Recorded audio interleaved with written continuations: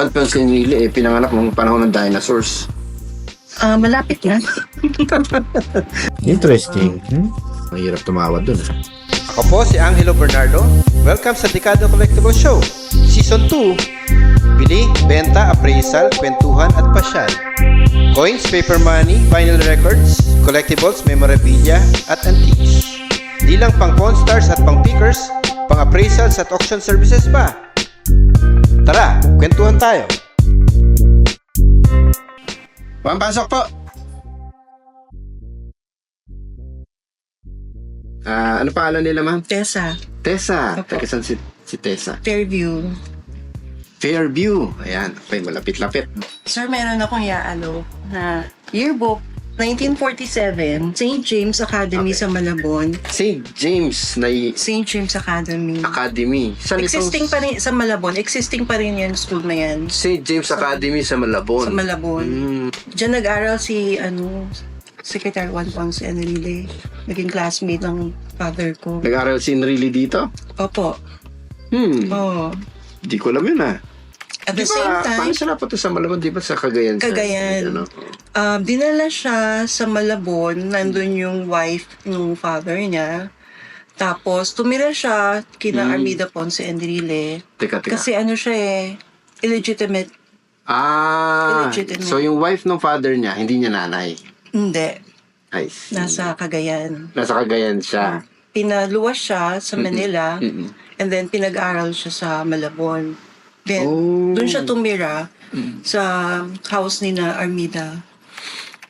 Armida Sigun Reyna. Sigun Reyna, yung yung sa Kapatid. MTRCB ba yun? Yung sikat na singer.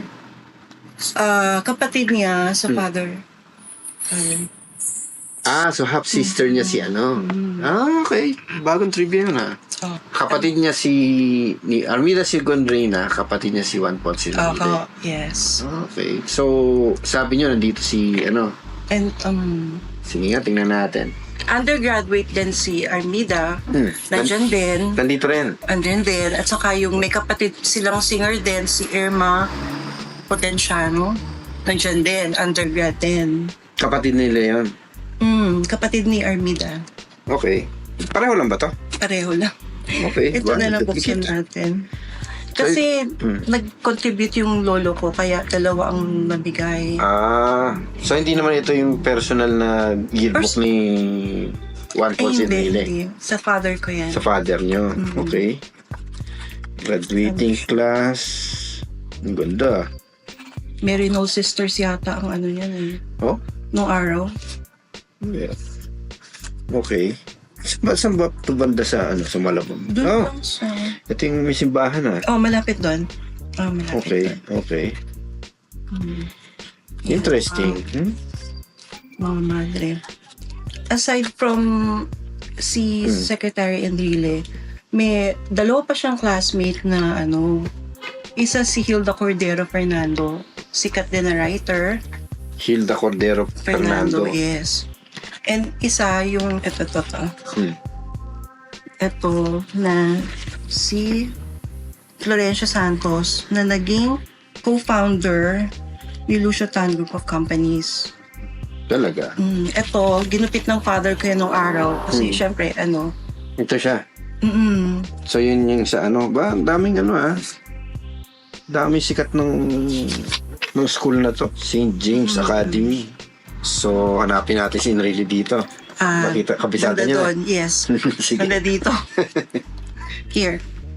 Juanito Ponce, yung name niya dyan. Okay, Juanito Ponce. Bakit Ponce lang? Hindi ba sinasama yung as tenacious as the iron from Tenejeros is Juanito, because he subjects his ideas and opinion to the test of reason and justice. Wow. Ano ba to? Law school ba to? No, high school. High school lang? High school pa lang, ganito na siya. lang. When this man is in the mood for debate, he is like a war general of a long, courageous, pitiless, and serious and determined. Cadet Captain Ponce Enrile is a strict disciplinarian and wants his orders executed without the least delay. Wow! So ano siya? Ganun talaga Cadet yung captain. character niya.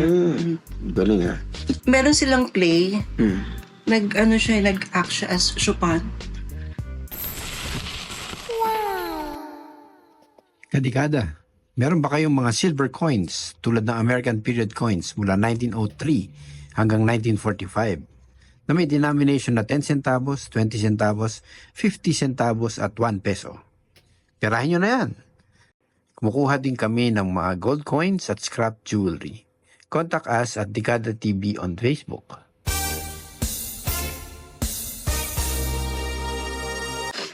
Yan. Ito siya. Yan siya. Mm-mm. Ito siya. Tapos ito siya, isa. Hmm.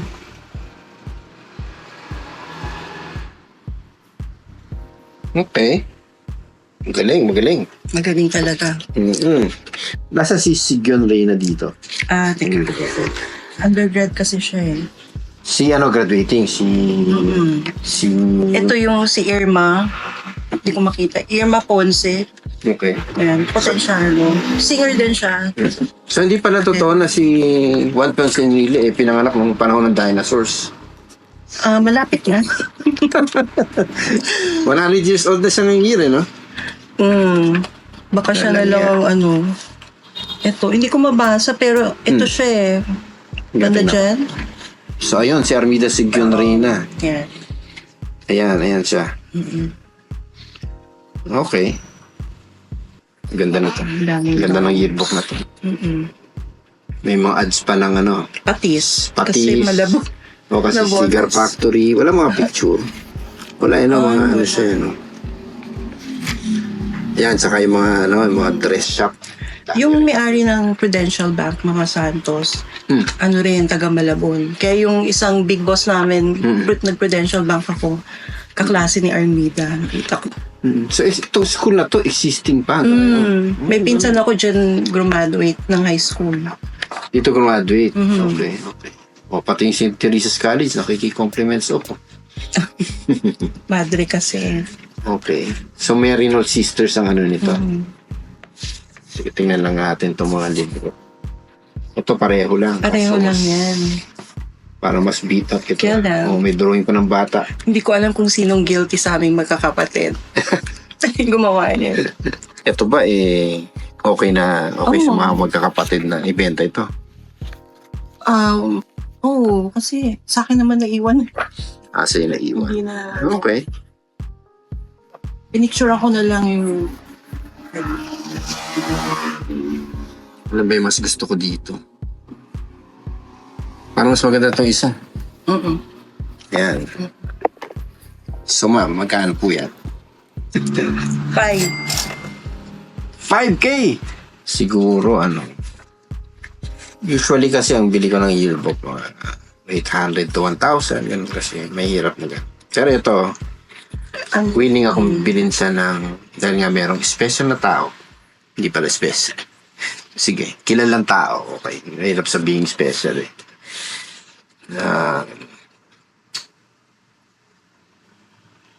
2K. 5 na lang yung dalawa. Buy one, take one. Ang hirap tumawad dun ah. Oo nga. Kasi parang buy one, take one na yun eh.